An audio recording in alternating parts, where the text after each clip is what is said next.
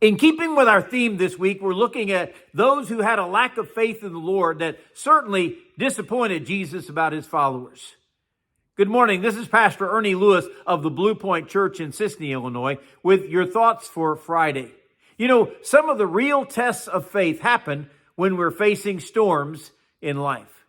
For Jesus' disciples, they were literally facing a storm over in Matthew chapter 14, where he had sent them ahead on a boat that evening, but a storm arose that frightened them on the sea. So nonchalantly, the writer says, Jesus came to them walking on the sea. Now, this is a wonderful time to remind us that the greatest fears that we face, Jesus not only overcomes them, he often uses them to reach out to us in the midst of our distress. These disciples feared that he was a spirit of evil, a ghost. But then he spoke to them and said, "Take heart, it is I, do not be afraid." Now they had more questions than they had fears. So Peter says to Jesus, "Lord, if it is you, command me to come to you on the water." Jesus takes that request and simply gives this answer, "Come." Peter scrambles down out of the boat and he walks on the sea, and the Bible says he came to Jesus.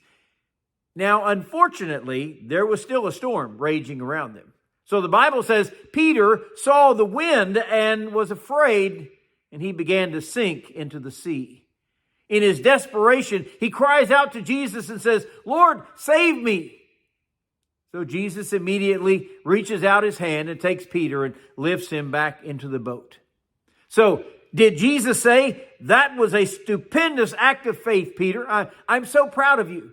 Did he brag on him and say, "Look, fellas, he was the only one willing to climb out of the boat and walk on the water"? No, actually, Jesus said to Peter, "Oh, you of little faith, why did you doubt?" You know, we may immediately defend Peter and say, well, he had enough faith to get out of the boat.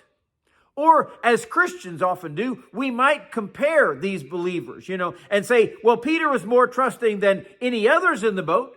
Sometimes that's how we like to brag on ourselves, comparing ourselves to someone else, maybe with less faith.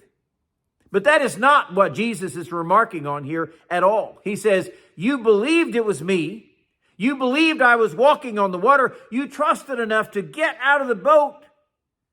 But what happened to your faith?